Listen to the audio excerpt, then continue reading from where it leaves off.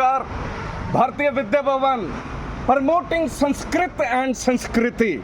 This is a wonderful institute of the world since 1938, जिसके अंदर हमारा एक course diploma in pranic healing, जिसके अंदर 16 के आसपास थेरेपी हैं, जिसका सेशन अगस्त महीने, जुलाई के एंड अगस्त में शुरू होने जा रहा, जिसके अंदर प्राणिक हीलिंग, जिसके अंदर ग्राफोलॉजी, इरिडोलॉजी और दिस रेकी और this aura scanning and there are many other therapies. Do join us, take admission in this wonderful course that is a pranic healing in Bharatiya Vidya Bhavan, promoting Sanskrit and Sanskriti since 1938. Namaskaram.